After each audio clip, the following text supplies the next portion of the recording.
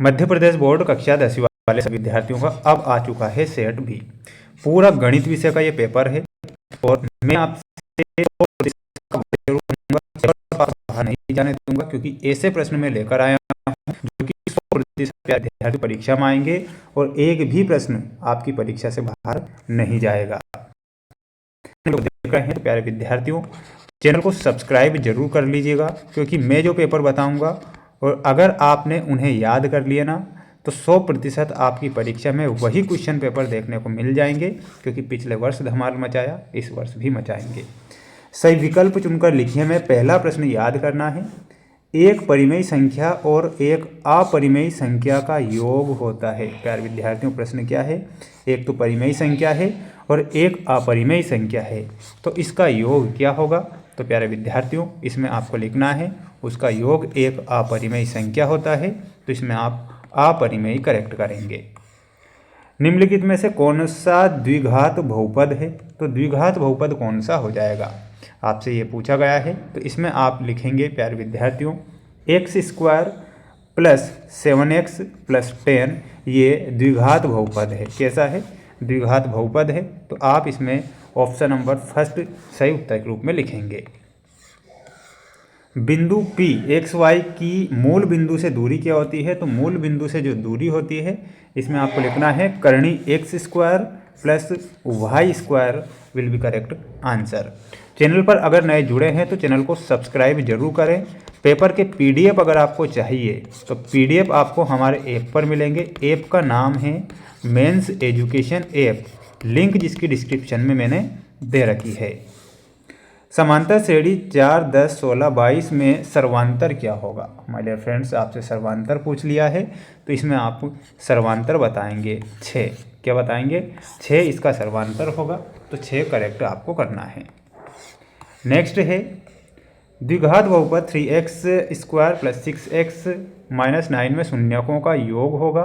तो फिफ्थ में आपका शून्यकों का योग क्या हो जाएगा? इसमें आपको लिखना है -2। ठीक है, ये आप करेक्ट करेंगे। जल्दी से जल्दी जितने बच्चे वीडियो को देख रहे हैं तो कर लीजिए आज चैनल को सब्सक्राइब। मैंने वादा किया है कि पेपर बाहर तो नहीं जाने दूंगा। रैखिक समीकरण युग्म a1x plus b1y plus c1 बराबर 0 एवं a2x plus b2y plus c2 बराबर 0 का एक अद्वितीय हल होगा यदि, यहाँ पर पूछा है तो लिखना है a1/a2 बराबर नहीं b1/b2। प्यारे विद्यार्थियों, 1000% ये प्रश्न परीक्षा में आएगा और आपको तो सिर्फ इसे याद कर लेना है। अगला प्रश्न देख लो, ये रहा आपका अगला प्रश्न, जिसमें आपको रिक्त स्थान वाले क्वेश्चन दिए गए हैं। दो त्रिभुज जिनके आकार समान हो परंतु आवश्यक रूप से अमाप समान ना हो, तो वो क्या कहलाते हैं? तो समरूप कहलाते हैं। तो इसमें आपको लिखना है समरूप। प्रेक्षक की आंख से प्रेक्षक द्वारा देखी गई वस्तु के बिंदु को मिलाने वाली जो रेखा होती है उसे दृष्टि रेखा कहते हैं।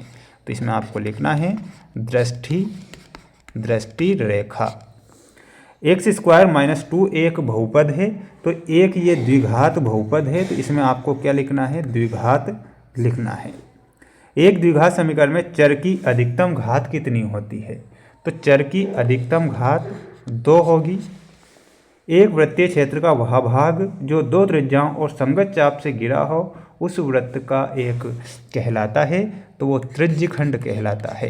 तो इसमें आप लिखेंगे प्यारे विद्यार्थियों त्रिज्यखंड विल बी करेक्ट आंसर। उन्नयन कोण बनने की स्थिति में देखा जा रहा बिंदु क्षैतिज स्तर से होता है, तो ऊपर होता है। तो इसमें आप क्या लिखेंगे? ऊपर आप लिखेंगे। स्क्रीनशॉट आप ले लीजिए, याद कर लीजिए इस क्वेश्चन पेपर को, अच्छे नंबर आएंगे माय डियर फ्रेंड्स। पढ़ना तो आपको ही पड़ेगा, है ना। अधूरा पेपर ना देके पूरा पेपर देखना है। सभी सर्वांगसम आकृतियाँ क्या समरूप होती है? बिल्कुल, ये आपको सत्य लिखना है। बिंदु XY की x अक्ष से दूरी शून्य होती है, ये असत्य लिखना है। क्या लिखना है? असत्य। किसी वृत्त में त्रिज्यखंड और वृत्तखंड समान होते हैं, तो ये भी आपका असत्य होगा। वृत्त के किसी बिंदु पर स्पर्श रेखा स्पर्श बिंदु से जाने वाली त्रिज्या के समांतर होती, गलत है भाई, ये असत्य होगा, है ना। तो इसमें आप क्या लिखेंगे? असत्य।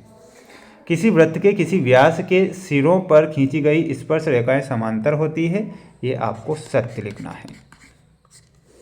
केंद्रीय प्रवृत्ति के 3 मापकों में एक आनुभाविक संबंध होता है, 3 माध्यक बराबर +2 माध्य होता है, तो इसमें भी आपको सत्य लिखना है। स्क्रीनशॉट आप लेते चलना और पढ़ लेना इन प्रश्नों को, ठीक है। बढ़ेंगे अब अगले प्रश्न की ओर।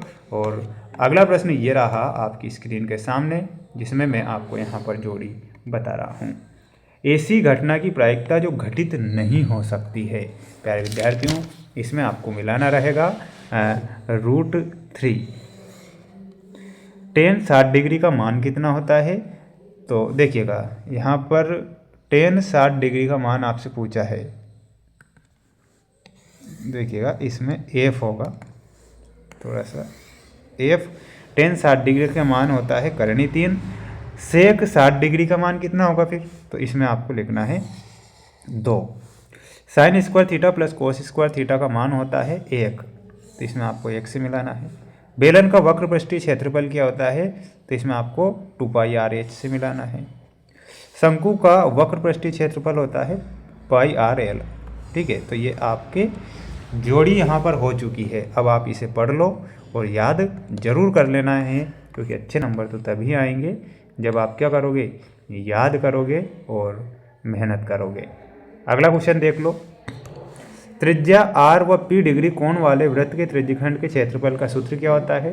तो सूत्र हो जाएगा प्यारे विद्यार्थियों p/360 डिग्री मल्टीप्लाई πr²। द्विघात समीकरण ax² + bx + c बराबर 0, a बराबर नहीं 0 के लिए द्विघाती सूत्र क्या होगा? तो द्विघाती जो सूत्र होगा मैं नीचे लिख रहा हूँ, आप लिख लेना प्यारे विद्यार्थियों, ना -b + √b² - 4ac बटे 2a, ठीक है। ये दूसरे का आंसर होगा। एक सिक्के को एक बार उछालने पर संभव परिणामों की संख्या कितनी होती है? तो या तो हेड आएगा या टेल आएगा। मूल बिंदु के निर्देशांक होते हैं 0, 0। वृत्त की छेदक रेखा की परिभाषा देखते हैं। कौन कमेंट बॉक्स में सबसे पहले आंसर इसका बताएगा, है ना? जो आंसर बताएगा वही विद्यार्थी सबसे ज़्यादा नंबर लेकर आएगा। समरूप आकृतियों के युग्म का एक उदाहरण दीजिए। तो सभी वृत्त आप लिखेंगे यहाँ पर, या तो सभी वृत्त, है ना, सभी वृत्त हो सकते हैं, या फिर सभी समबाहु त्रिभुज हो सकते हैं, ना।